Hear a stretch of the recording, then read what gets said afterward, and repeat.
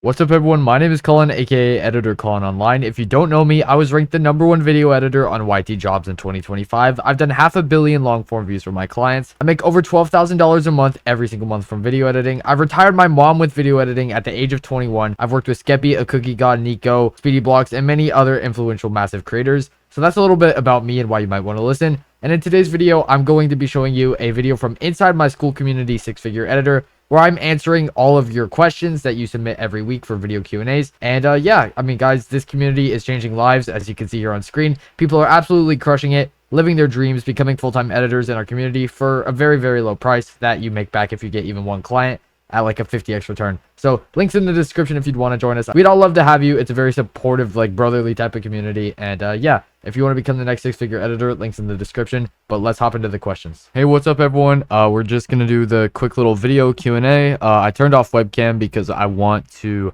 have the questions on full display on the screen so you could read along with me and try to soak in as much value as possible. But yeah, here we go. All right, so we're gonna start off with Felipe here, who says, I've been looking to start posting on YouTube, where I re-edit a video and explain why the changes I make can increase views and generate more leads.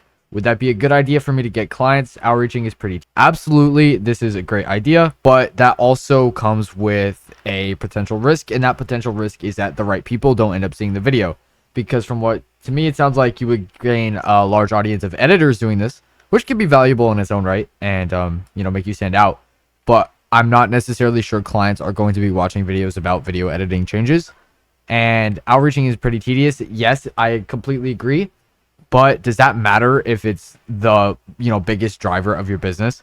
If at the end of the day, the only thing that is going to scale you is outreach, and that being tedious does suck, but that also means there's nothing you could do about it. And if you do this, I would not use it as a replacement for outreach, but I would do it alongside outreach to potentially, you know, grow yourself to someone more relevant and create a higher response rate to your actual outreach question. Yeah, hopefully that answers your question. I would do both, but it's not a full replacement for... All right, we're on to Nissan. He says, looking at the editors you've coached who've reached 5 to 10k months the fastest, what are the top 3 decisions or habits that they all had in common, and what are the biggest mistakes that keep skilled editors stuck below 2k a month? Fantastic questions. So this is multiple questions, so we're going to break it down one by one here. And we're going to start with the first part, which is looking at the editors you've coached who've reached 5 to 10k the month the fastest. What are the top 3 decisions or habits they all had in common?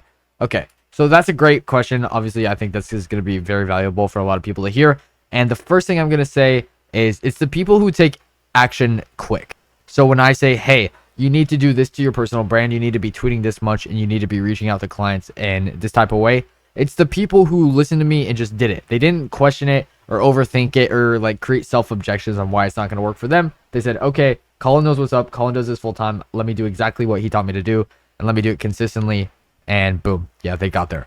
So that's the first thing, is just taking fast action and not procrastinating or overthinking, just going right into it. The second is consistency. It's people who showed up every single day, 7 days a week for months on end, because that's what it takes.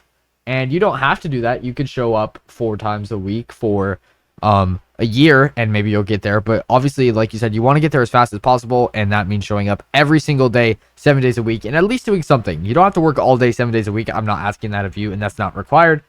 But what is required is showing up as consistently as possible to fast track your success. And I think the third habit is people who seem to adapt all the time. So I want you to not just like do something, but actually look at the results of something.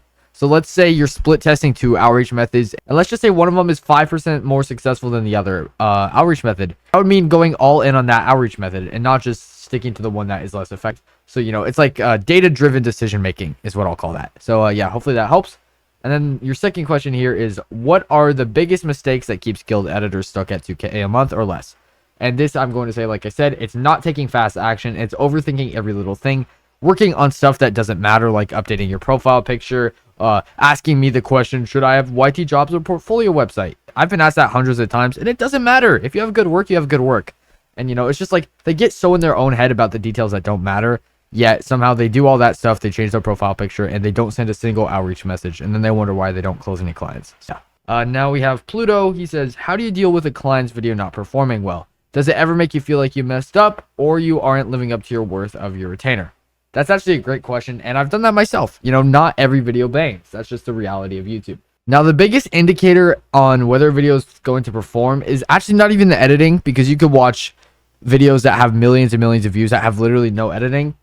And I'd say the thing that determines whether a video bangs or not is the idea, packaging, and timing that the creator had when posting said video. Obviously, the editing can enhance it. So if you, let's say, improve their retention by 20% more than usual, or 15% or whatever, and the video gets 50,000 more views because of that, you know, it gets pushed to a slightly bigger audience.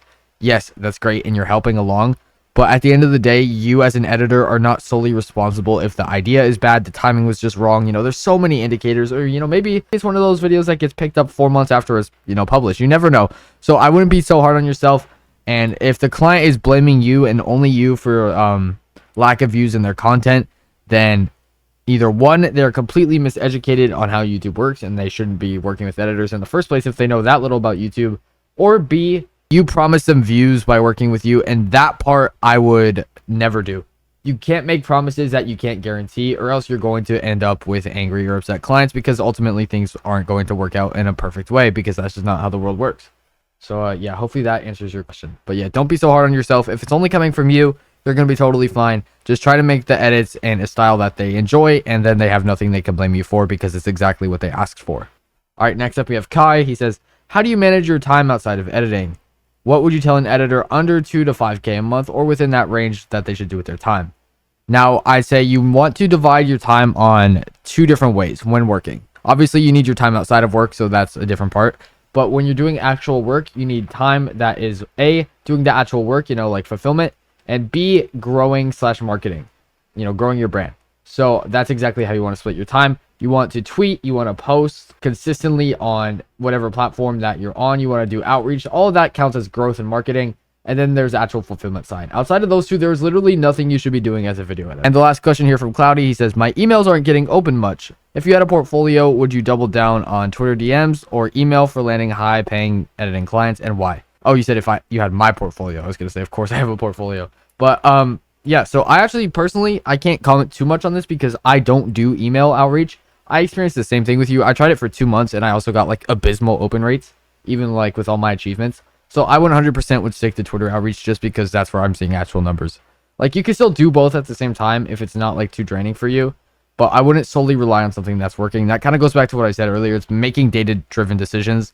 If you do it consistently for a while and you're just like, okay, this is just not going anywhere, there's either something wrong with the way you're doing it, or there's just a better way of doing things. So yeah, hopefully you guys found this super useful. If you didn't have time to comment your question before the deadline for this ended, no worries, I do these every week. And yeah, just a reminder guys, the link to Six Figure Editor is in the description. You'll get daily access to me, a full module course, all these questions, all these answers from other people, and many other things. And I promise you that if you're even somewhat serious about taking editing seriously, that this will change the game for you. So links in the description. Have a great night.